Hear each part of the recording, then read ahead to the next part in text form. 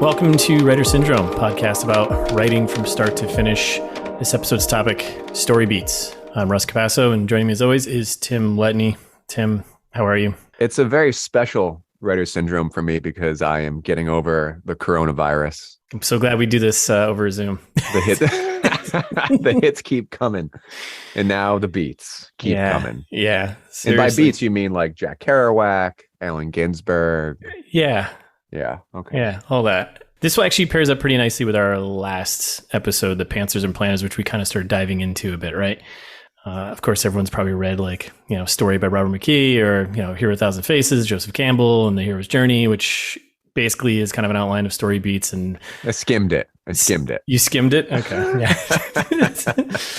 Yeah. And a lot of those story beats carry over to novels as well, right? It's just the arc of the characters and the plot within within a story you're trying to tell, whether it's a screenplay or a novel. So we may reference a couple of those things as we just did. But yeah, I don't know. Story beats in my mind, like they're just kind of, they're the basis, like the blueprint for the arc of the story, the characters, and how they get there, and making sure you're hitting these kind of moments that humans are kind of agreed on are the things that kind of drag them along through a story, right? So yeah, it's interesting. I don't know how much of it is like a Western lens. Like I'd mentioned before, Russ, that when I was writing, I initially didn't go by the beats, right? The 15 main beats. I'd purchased, Save the Cat, started reading it, got a bit overwhelmed. So I finished the first draft and I ended up hitting probably 9 to 10 of the main beats. Without actually using it, right? Without actually using it. And I think a lot of that's, probably like I've watched tons of films, read tons of books. And films, I think it's really, really easy to place those beats because it's succinct, 90 minutes, 2 hours or so. So it could very well be that like that was, bred into me through so much film watching.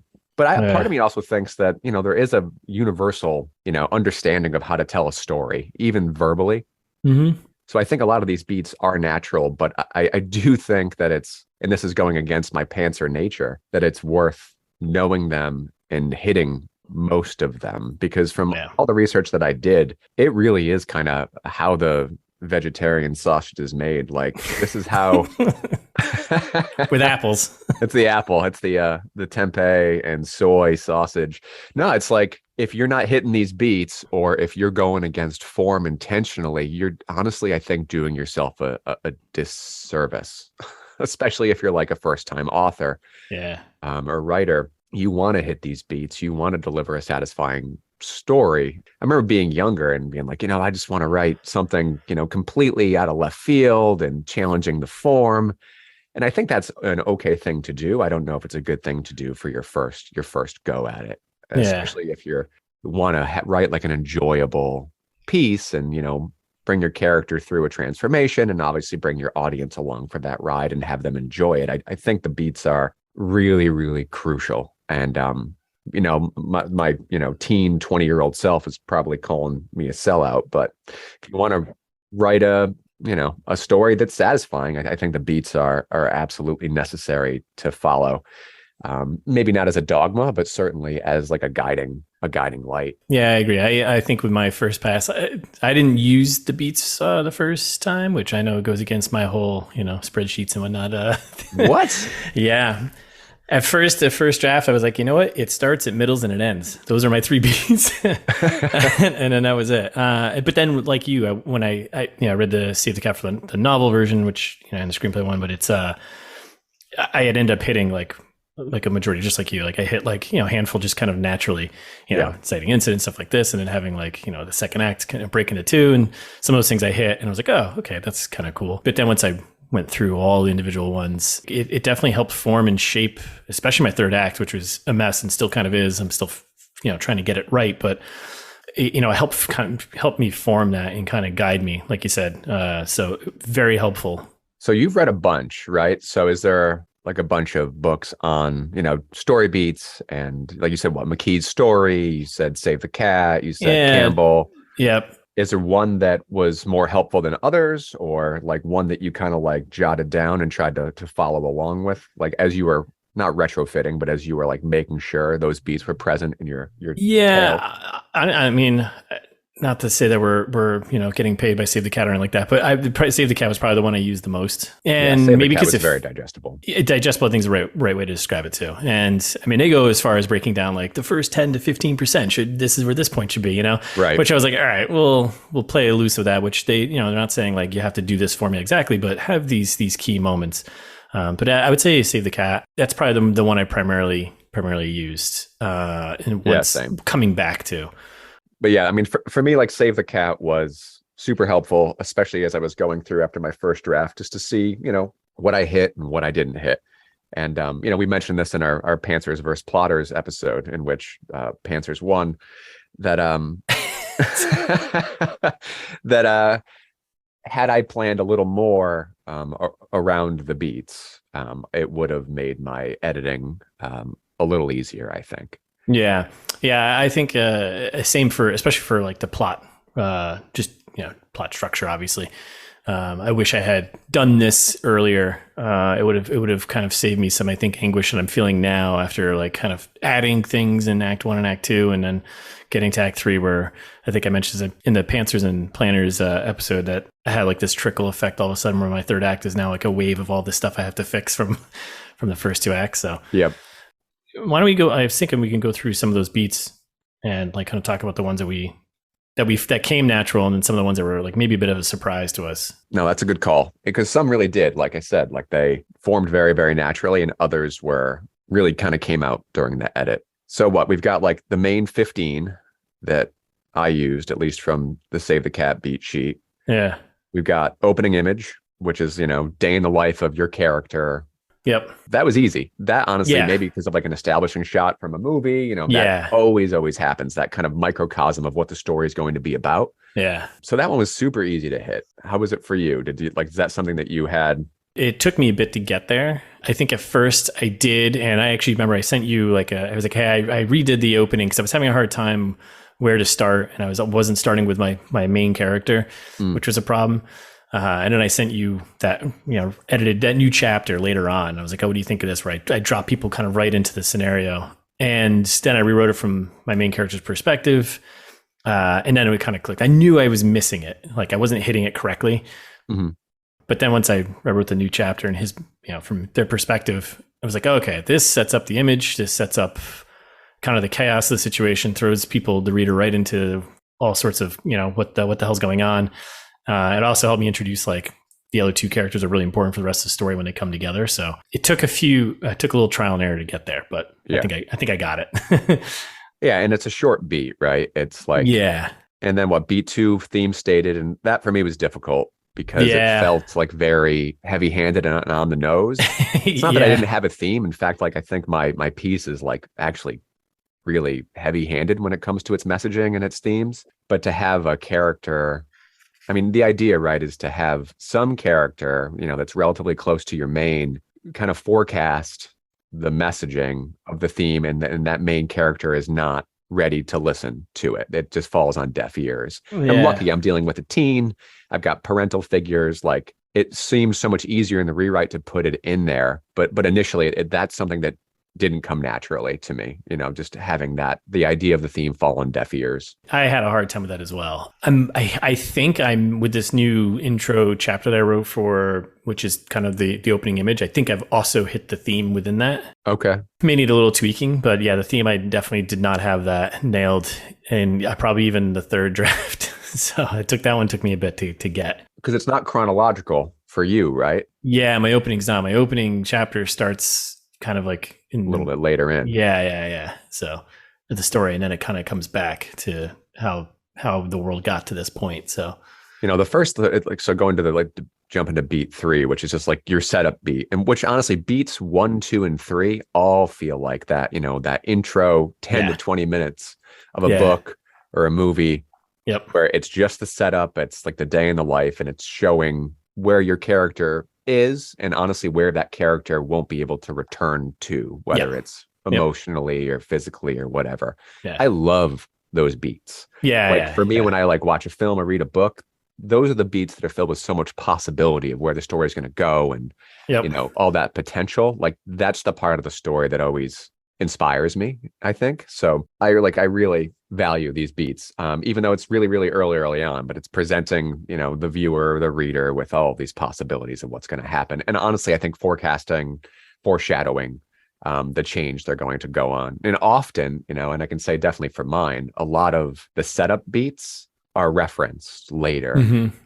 It's not quite as tight as like an Edgar Wright script or something where everything is connected to everything, but there is these like sinews that are connecting these pieces. And there's like a lot of recalls. And for me, that was a ton of fun. Because the setup, that's like going through like their normal world, right? And the breakdown of it, right? Like this is the normal world. And now how is this going to change? Or at least how are they going to be foreign in it later? My first setup for mine was absolutely shitty.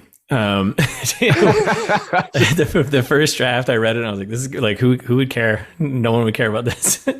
And then why do you think that? What made it shitty? There was there was no reason for anyone to care about this person's normal world and then leading into why they would want to change from it. Or like there was nothing to change from. It was just kind of blah. I don't know a better way to describe it. It was just blah, blah. And then I think it wasn't until like the draft I sent you where I kind of found a bit of the heart of the story, and I was like, wait, this is it. This is the normal world that this character is going through, and it's a little bit more relatable, a little bit more. It has the heart to the story, and that's the thing that the people can grab onto. I didn't see that version then. That's interesting. So I was going to say, from what I read, that wasn't evident at all, because I think there is some heart and some value in your character during the setup. So interesting. That was earlier draft. Oh yeah, the first draft was terrible, and it was. Well, they all are, right? They all are. But I think back now and like what my character's normal world was, and it was just like. This is like, you know what? You should just die. Yeah, it's like no one gives a shit if you eat cereal, and that's not going to change at the end of the book. Like, yeah, it's been a process, but going through this, I've learned how to create a better setup, something it's a good spot to drop a little bit of that's the point to get people pulled into your character a little bit, and understand like here's their normal world, but make sure it's a little bit more relatable than just guy broke up with his girlfriend. It's like gives a shit. Some might, but that's not the book, though. I mean, that's not the rest of the story, and like that, it meant nothing. Like there was no reason for it at all. So it was just it was weak. So yeah, I'm confident. I'm happier with it now. So yeah, I feel like my intro is very much like it was easy to write just because it falls along like I don't know. John Hughes movies minus the sexism or something. It's just like a day in the life. You've got, a kid in a house and they're going to school and, their trials and tribulations through that microcosm and how that world seems so big at that moment. So that was easy enough to pull from. Yeah. As was the catalyst, right? Which is beat 4 that we're on, which was what your inciting incident, things that change that character's world in some way. Yeah, that makes it impossible to go back to status quo. It's the kicking off of the problem that's going to be entering their world, right? Yep. That one I didn't have a problem with. Same. That one, and it hasn't changed much. I feel like that's the pitch, right? That's kind of like the first concept I had was kind of like that, the catalyst, like what? Yep. What's moving this character into the story, so that the catalyst itself is super easy, but crazy important, right? Like it's I mean I guess if you follow the snowflake method, you'd have that written already. Oh my god. I have it in a spreadsheet somewhere. Oh my god, that snowflake method. I'm not smart enough to use it. It's not about that. Well, I'm not patient enough to use it, maybe. So then beat 5, after the catalyst, we've got the debate, which did not come to me naturally. No. That is something that, I mean, obviously that's, I guess if we're using Campbell, right? That'd be like the refusal of the call moment usually, where like the hero's journey is about to start and they're like, no, I don't wanna. Yeah. It's Luke saying to Obi-Wan, I can't do this. what am I gonna do? I'm gonna go be a moisture farmer. Yeah, Uncle Owen's gonna be angry till he turns to, Ash. Spoilers. Yeah. For my first draft, my character was just kind of being pulled forward. The debate wasn't something that I inserted until draft 2 or maybe even early draft 3. Yeah. I'll say that didn't come natural because to me, it's not a natural beat. Like I know it's natural in a story, but when it comes to true to life, I don't know. It's a weird one, isn't it? Yeah. I think I still, I don't think I quite nailed this one either. I kind of, I think actually the setup and like that heart piece of the story that I found, I think helps act as the debate almost later on. But Yeah. it's not like it's this really clear like refusal to go do this thing. It's more of like I need to do this thing. It's interesting because it's like a stutter step before actual change, right? In a way, it's Yeah. like your character beginning to make movements closer to act two into the fun and games part of it, not to get ahead, but they're not making the necessary change yet. It's Yeah. that stutter step of I'm in a new world, but I'm kind of screwing it up. Yeah. Like I'm not operating, I'm kind of falling back on old ways, or the new ways I'm choosing are still informed by my own character flaws. And that's weird. Like it's weird. Yeah. It's like it's a failed transformation, or not a failed, but it's just your character hasn't changed enough yet to operate in this world. So it's messy. I think my debate almost happens a little bit later for my character because he accepts the journey, right? And he's like, I need to do this thing. But then once he gets pulled into the world, he's like, whoa, whoa, whoa. No, actually, I don't want to be in this world because this is not a good world to be in. And it's, I feel like actually that debate probably happens a little bit later, which is kind of interesting. So then we've got beat 6, which is breaking into 2, which is breaking into act 2, which is your character, they're kind of through to their debate. They actively decide to step into this new world. They're stepping in and out of their comfort zone, which still for me is awkward because they're making a choice to step into, the upside down, to something different. Yep. But they're not doing it for the right reasons. Right. They're not going to be operating at their fullest potential yet. So that also didn't come very natural for me, the break into 2. How was it for you, Russ? That one wasn't natural either. That was one I had to definitely put some thought to coming back through in an edit. Yeah, because I think my character's it's interesting because my character doesn't, like I said, doesn't really go through this refusal till kind of later. So the break into 2, he's kind of already accepted to go do this thing. And maybe there is like a little bit, maybe I need to make it clear that why he may not have wanted to decide to do this. I can probably fix that in the upcoming edits, but yeah, that one didn't come natural to me at all. I had to put some thought to that. Yeah, I think like with the debate and the break into 2, I feel like, at least for mine, the setup is kind of keeping the character. Probably for most, right? Their status quo, their day in the life, their old life is keeping them from making meaningful change because they're still holding on to the past, or they're holding on to, how they operated in that old world, which won't necessarily work well in this new world. Yeah. But they're choosing to move forward and they're moving into it. They're just not operating at their full capacity. And I think through that, right, they'll have their challenges. I think that's like one of the reasons why I think Act 2 is fun for me, is that the character itself is fumbling through it. They're failing, they're trying, nothing's on the rails. There's still a lot of possibilities, right? And there's excitement in the character being presented with challenges and, meeting new characters that will help them change and evolve and become, the character that we're rooting for them to change into. Yeah. Which I think, brings us right into, beat 7, which is that B storyline.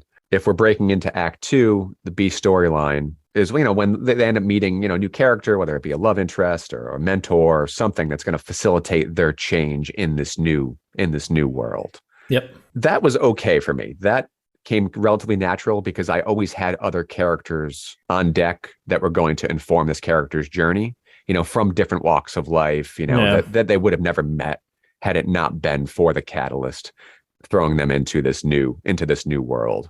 Yeah. I think my B characters, I brought them in a little too soon in my first draft. And in subsequent drafts, I since kind of pushed it further into this kind of like, we're at like roughly 20%, 20 to 25% of the story right now. Yep. So that took a little bit of editing and a little bit of finesse to move it along, but it was always there. It was somewhat natural because, like I said, I've had multiple plot lines kind of rolling through. So it was there. But then recognizing like, okay, this is something that I need to pull on and make it interact a little bit more with my main character and help them through their change. Really highlighted another character who was kind of really like a tertiary person. And then after subsequent drafts, they became more important. And then, okay, I was like, this is definitely my B plot line here. they're going to be the character that really pushes this other character to kind of find that change. I think it's also the character that everyone seems to have loved in the beta reading. So that character came out more through the beat planning than through the first draft. Yeah, definitely. Actually, that character didn't really exist until the second draft. And I have a third character. It's kind of a neutral one, floating through the entire story. I wanted to keep them neutral because each character is kind of representing a different kind of moral compass on like the world of surveillance and stuff like this, right? So having each one of them be driven by different approaches to this problem has been kind of fun. But having the one that was complete opposite of my main character was a good one to bring in early and have them be the one to help, have them go through change. And they both change each other actually at the end. So. And you wouldn't have found that. Yeah. So you wouldn't have found that without the beats, which I think it's worth kind of taking a moment here, right? Just to draw attention that like these beats help tease out aspects of your story to make it much, much stronger, that without using like these as, guiding lights, your story would have been worse for it. And I know we're speaking in like, we're both talking like there's an elephant in the room, right? We're talking about our stories, but we don't really want to talk about the details of the story because we don't want to give the whole darn thing away. Don't spoil the whole book. But I think without the beats, it just wouldn't be a satisfying arc. There'd be a lot of missing components. And it's interesting because I'm like reading some older thrillers, and it's kind of interesting to see these line up or not line up with certain genres. You have like the repeating thriller character, like the Jack Reachers, the Jason Bournes, all these single characters that kind of just populate stories that go on forever, and there's no real interconnecting between them, right? They just kind of happen in like an isolated world. And it feels like some of these points just are glossed over because they're not necessary, maybe. Because it's not like you're not reading those books to see a character arc and change. I know they're like male power fantasies. You're reading those to like just have good guy go kick bad guy ass. I bet like if you look closely, that's the thing. They probably use some semblance of these beats, but the character can't change much, and they can't have many stakes because they're serialized. I read some like. I forget what it was, and I wouldn't speak ill of it if I remembered, but it's probably telling that I can't remember the name of the author or the name of the book, but I read some kind of spy thing where like, this cool assassin dude who lived alone and drank vodka on the rocks. Had great guns. And of course there was like a girl in his apartment. It was a lot like Driver in a way. It was a single mom. Mr. Cliche. Yeah. He was so cliched. Mr. Trope. He was like, he had like a ton of character flaws, like objectively, but in the story, he was just like, it's cool to be alone. Yeah. It's like, it was so unmemorable and not fun because there was no stakes and the character didn't change at all. It was just like, I don't know, teen boys fantasy about like what it is to be a man. Yeah. But it's what it is to be a really shitty man. Yeah. I don't know if that just applies to men, but it's these particular thrillers, I think, that kind of end up doing that sometimes. But that's fine because like sometimes you just want to read good guys kicking bad guy ass. But so it's been interesting to see genre. Some of these beats are just not there because they don't necessarily need to be. So I guess, but I feel like the characters need something to lose. Like there needs to be some stakes. I agree. Or it's just so boring. I agree. Yeah. And most of the time, and some change. And I know like I complain about act threes. But if your act 3 is just a set piece with no visible character arc or change, like, yawn.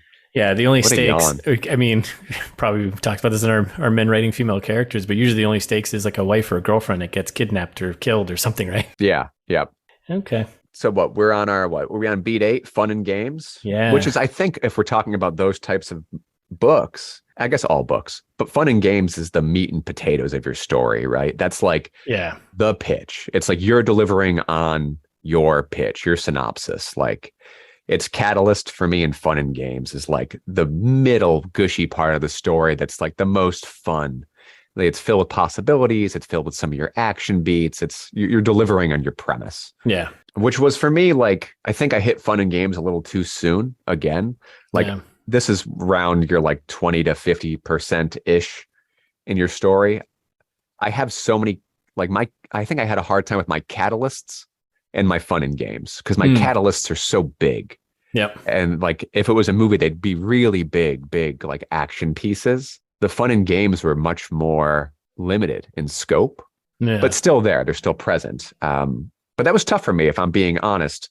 And that's kind of a bummer, right? If that's like the selling point of your book, the fun and games, if it happens too soon.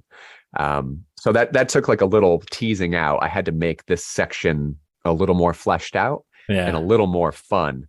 And I had to give my main a lot more to do. And I think for me, if we're talking about, men writing women characters, like we did a couple episodes ago, one of the reasons my fun and games wasn't satisfying initially was because of my uncomfortability as writing as a female main at first. Yeah.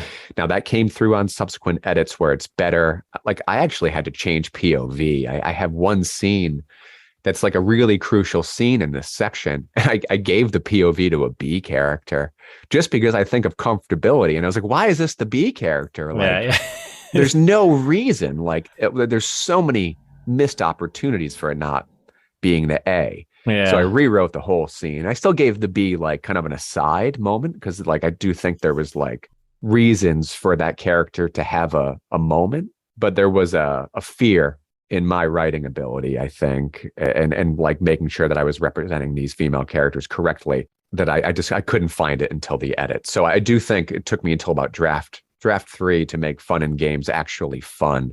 It almost felt like a cheat.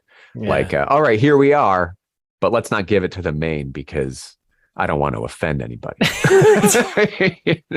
Which is ridiculous. Absolutely ridiculous. Yeah. No, fun and games for me was actually fun because that was, things were just getting out. I mean, I got like a espionage thriller, situation going on. And that was fun because then I was like, all right, I'm going to put my main character who's not some type of superhero guy who knows all about guns and all this, or it's not like that's not his thing, right? He's just kind of investigating things and uncovering stuff. And I just put him through the ringer of just being terrorized and being chased. Yeah. And finding dead bodies. And just like, so he does nothing really all that heroic. He's just trying to survive. And then I get to play with my other character who's, the hacker. And that was just fun because I was like, get to dive into like them trying to kind of uncover things from the other aspect. So I enjoyed writing fun and games. That was a good one for me. Nice. I mean, I think if it's fun to write, it's going to be fun to read. That's the plan. So. And after that, what do we got? The midpoint, right? Yep, midpoint, which is our what is it? False victory? Yeah, or false defeat. Yeah, it's one or the other, right? Yeah, so it's the end of your fun and games, where your character's either doing like, if they're doing great through fun and games, then your midpoint, they're not doing so hot. And if they're doing terrible during fun and games, the midpoint, they're doing okay. Yeah. And I kind of hit this, but then once I started following this, I was like, oh, you know what? I can amp this up a bit more. I can, there's something I can give my character who's been on the run trying to survive. I can give him some breathing room a little bit, but it's definitely not really a victory. Yeah. You helped me a lot, I think, with my midpoint when we were talking through, because I was kind of having a hard time with it. Yeah. Because like the midpoint is really starting up. We're like approaching the fall. Like there's that uneasy feeling that like things are going to change. Like no matter what, for the worse. Like we're getting to that moment where a reader will have that creeping feeling that it's temporary. Wherever you are right now, things are going to change significantly for your characters. Yeah. And I mean, that's probably why, once again, like if we're talking about act threes in books and movies, I don't like them. Maybe because it is that uncomfortable feeling, like fun and games is over. And now it's like, shit's kind of getting real. And it's kind of going on the rails too. All of a sudden possibilities are narrowing, plot lines are tidying up. You're getting on this like preset course, this roller coaster of like, you have really one track. You're going in one direction now. It's necessary, but it's not as fun. I think it's satisfying in a character way, but as far as the world that starts so big feels so limited in a way. You've got the whole universe and now you just kind of have this one little line, this one little trajectory. Yeah. And it feels faded. And to me, that's boring, so boring. So the trick is honestly to make it feel unexpected while being earned, I think. How did you do with the next one? So the next one is bad guys close in. How How did that work out for you? You know, I was having a hard time with making things even worse. yeah. So Because like that's the I always idea, had right? it in my head, like where this was going to, like where this was going to go, where like this kind of false victory or false defeat was going to be. Yeah, But it was not a really fun scene. It's, yeah, I think I bumped it up effectively in the third edit. But no, I won't say that it wasn't easy to write. yeah, It wasn't easy for me to write. But like I said, you helped me a ton through it because you upped the stakes. So like when we had the writer's chat, and like the stakes got up significantly in this. I actually, in retrospect now, I feel like this section itself is strong, mm, but it wasn't. It wasn't in yeah. the first pass. It really took a lot of finesse to make this section worthwhile. I had similar issues. I think I kind of I need to up the ante and the stakes for my B story character. I may make some changes here where Yeah. she kind of hits a big because I think if they all do, all the characters who seem like they're kind of heroes, they need to kind of slide down at the same time to really kind of bring that dread to the reader, and like that these stakes are like, okay, they're how are they going to get out of this situation? So I think I've got an idea of how to do that though. So, and I think there's already an inkling of it. I just need to really, really just ramp it up. It's like if I think something is bad for the character, I just be like, no, let's make this worse. Let's make this even worse. Yeah. I did not nail that the first time though. That was definitely. I still don't think I've hit it correctly, whatever that means. You know what I mean? I feel like, my feels character natural. was in the right place because Yeah. for me, whether this is right or not, it feels like this beat, this like bad guys close in beat, is the character still operating as who they were in the beginning. Yeah. And they're still trying to solve their problem the wrong way. Yep. That was easy enough because I know the faults of this character and why it won't succeed that way. Mhm. In a way, she's becoming the incorrect version of herself to operate in this world. Yeah. And honestly, the incorrect version of herself to operate in the old world, really. Yep. And it's through that failed metamorphosis that they flounder and end up getting to like the next beat, which is this all is lost. Like their failure to change brings them to their lowest point. It brings them to like this almost next catalyst, right? Yep. Yep. Where they lose something so great that they are spurned to finally make the correct change. That, I knew the change was coming, but this, like our beat 11, if we're getting to that now, the next one, the all is lost beat, Yeah. I've like hate it in movies, loathe it. Yeah. I remember being a kid and watching The Crow, and like when Eric Draven gets his all is lost, and I was Great like, soundtrack. oh, I hate a great soundtrack. Great But I soundtrack. was like, who wants to see the hero all? I mean, maybe this is why those thriller books don't do it very much. It's like the characters are never beaten down so much they're not going to get back up. Yeah. But yeah, when you're like, you don't want to see your main that you've been identifying with this whole time, kind of driven to a puddle Yeah. of like self-doubt and worthlessness. And, Yeah. and it was a little difficult for me to bring a character who I really like and admire down as low as I did. But, through some conversations with you, I don't think this character is so low. Yeah. the all is lost is, and I think it needs to be. Like, I think your character needs to go low, as uncomfortable as it is, to make that change make sense and to make the conclusion satisfying. I think I'm having an issue where I've got this all is lost moment, but I'm the connective tissue between the all is lost and what the character is learning, because I don't know. I have an idea of what I want them to learn and how I want them to change, but I don't think that's coming through yet. So it might be something I have to focus on for the next versions. But it's funny when I watch shows with my kids, right? Like they feel the all is lost so much that they want to turn it off. Yeah. They're like, turn it off. This is going to get worse. And I keep telling them, no. I don't know. It'll get better. This is the moment where like, if you turn it off now, Yeah. this character never gets better. But if you keep watching, trust me, this is the bottom. And then they're going to go right back up. All will be lost if you turn it off right now. Yeah.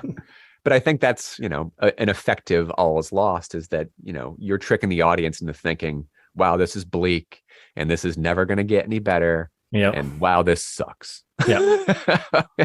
And then it kind of rounds out Act 2, right, with the Dark Night of the Soul beat, which I don't think I really hit this one at the first pass, because I certainly don't think I hit my all's. I had an all's lost moment, but it wasn't a point in the story that had a nice, beat to it. It was like, it was up too early, so I had to kind of move things around. But I guess it's just basically the reflection moment after the all's lost, right?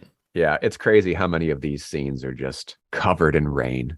It's either cloudy or thunderstorms. It's like, it's almost laughable. Yeah. Like, I guess, nobody likes rain. So it's got to be a dark and stormy night. Well, it's sad, right? It's sad. So like for my Dark Knight, I had that.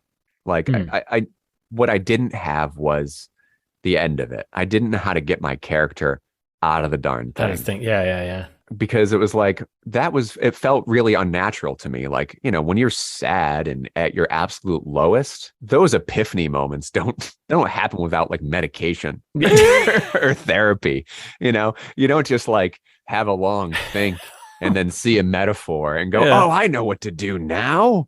I'm going to think back to what my mentor said, and now I'm going to change. But yeah, to me, it felt very unnatural because it's not true to life. Like, obviously, we don't go to art necessarily to have, life mimicked. We have like an easier digestible version of life, but it felt very forced for me to like, and now the character feels better and sees the light based on what? And I got there, but I don't know. I don't feel great about it, if I'm being honest. I'll tell you over the next 2 weeks as I read your book. I don't know. I can't think of, if we're going to like other forms of, art, books or movies or games, I don't know if it ever lands very well for me. Yeah. Like the reason for transformation, it has to feel forced because life isn't like that. At least it's not like that, in a day. It takes time usually to have those moments, or at least to get over something. But yet if it takes time in a story, that is not satisfying. No. Like, you don't want to see your character actually have to work for it and do the work, even if it's in a montage. Yeah. Something like, what was it? Dark Knight Rises, when he's like metaphorically crawling out of that tunnel. It's like, just get out of the tunnel, man. I know you're going to get out of it. Just get out already, would you? I know. You learned your lesson from Alfred or whatever. This is great because I think this leads into, so this is good because your hate for this or dislike for this beat here leads into. I like the sadness of it. I don't like the contrived nature of the solution. The resolution there, which I will say is satisfying for audiences. This leads perfectly into Act 3, which you just do not like, generally speaking. I hate Act 3. It's garbage. I hate Act 3s. I don't know if I have that strong of an opinion. Act 3s, because like once you get to the end, you're like, oh, is this gonna be an interesting ending, or is it just gonna be, oh, it's just the same thing? Okay, yeah, all right. So unsatisfying. So Act 3, it's break into 3, right? Yeah, break into 3, based on your Dark Knight. Your character has that solution that like, oh my god, I know exactly what to do. I need to go get the widget to do the thing, right? Yeah, I've got a memory from the person who's probably now dead. It's gonna help me solve all of the problems, not just for the world, but also myself as a character. That's literally my break into 3. Is I think that's everybody's. that's like what it is. This object from this dead person.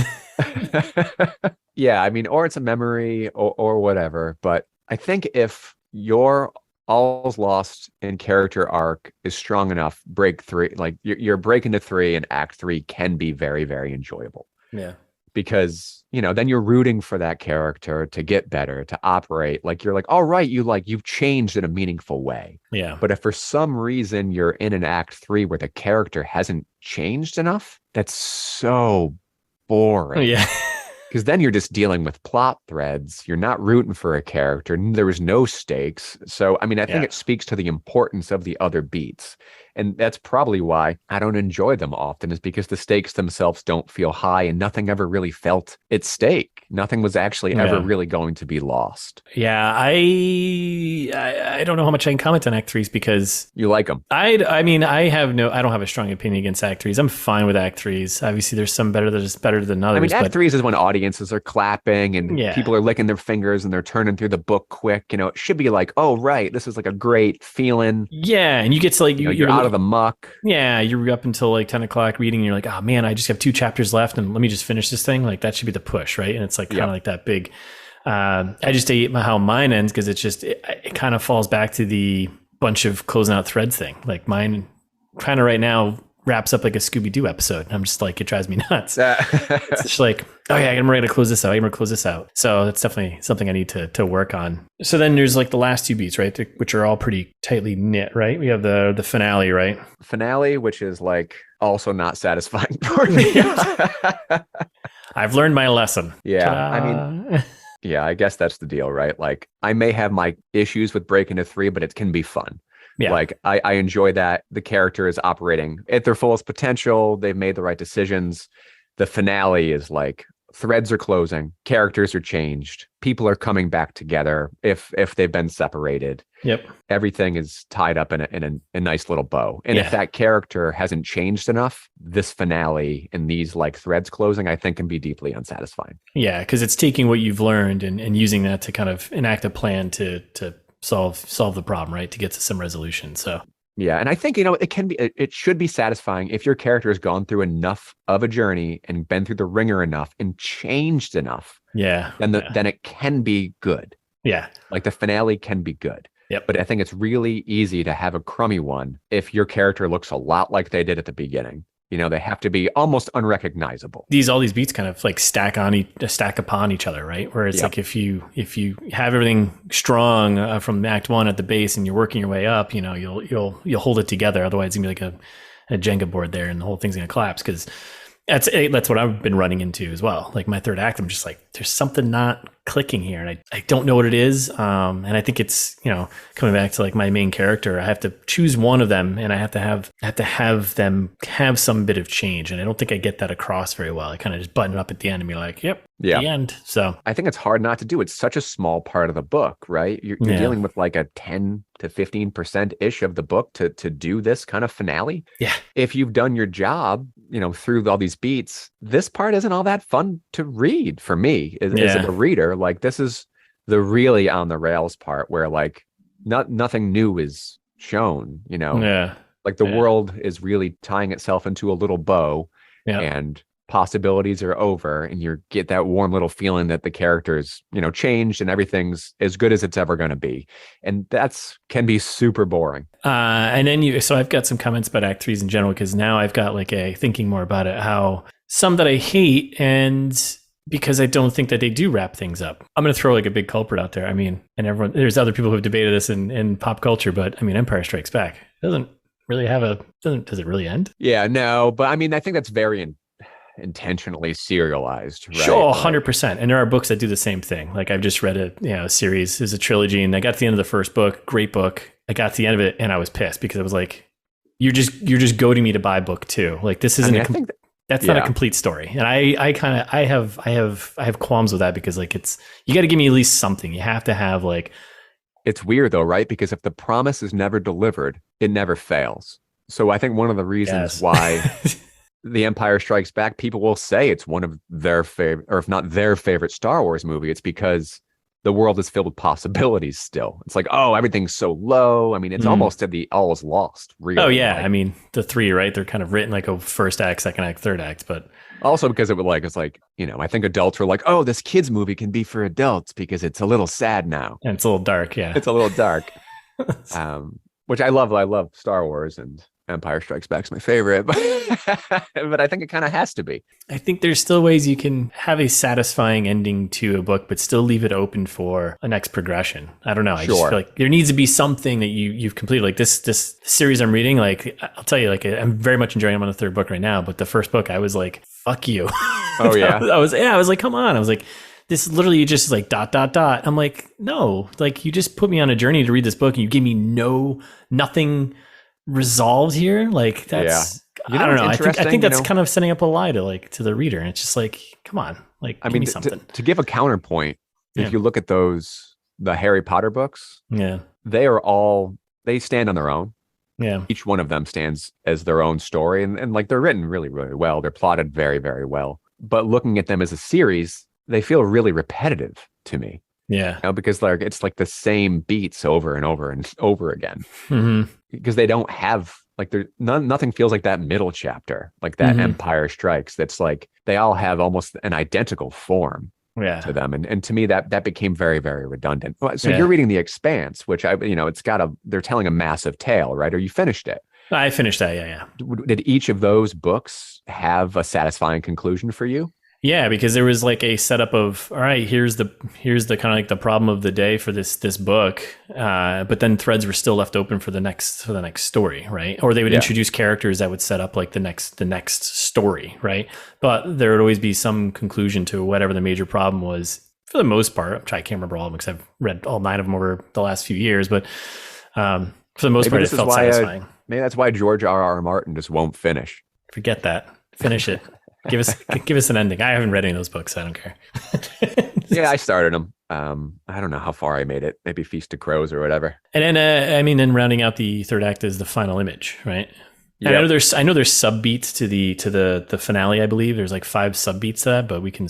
Oh yeah, yeah. Those did not come natural to me. No, me neither. It was like storm the castle, gather the team, all this sort of stuff, and I was like, I've got it now, but yeah, not all of them came naturally. So, But I'd say they're important. Those are important beats. yeah, Yeah. Final image for me changed.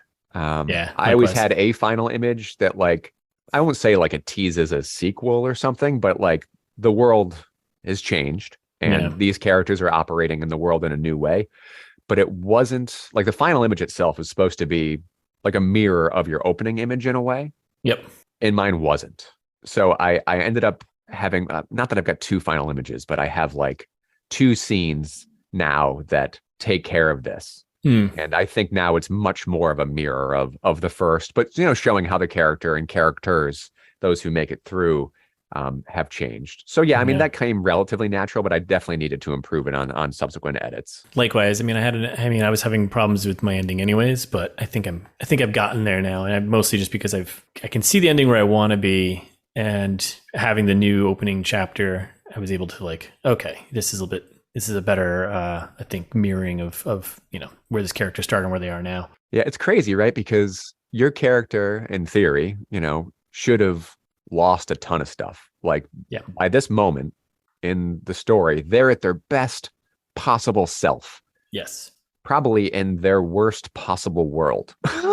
like, like they are operating at their fullest capacity, but have really been through the ringer, and things have changed so much that the world itself may still stink, really. Yeah. They are just a better version to operate inside of it. They've gone through meaningful change, but I think if any of the other characters had to say, they'd be like, it wasn't worth it. Yeah. Like, I'd rather Yeah. have you be a bad character and have the world be normal. Yep. I mean, so those the big beats, right? Yeah, and I don't want to be too hard on Act 3s. I know they're absolutely necessary. They're just not always fun. I think you just absolutely need to make sure that your characters have really lost something and really had a reason to change. It's all about the character.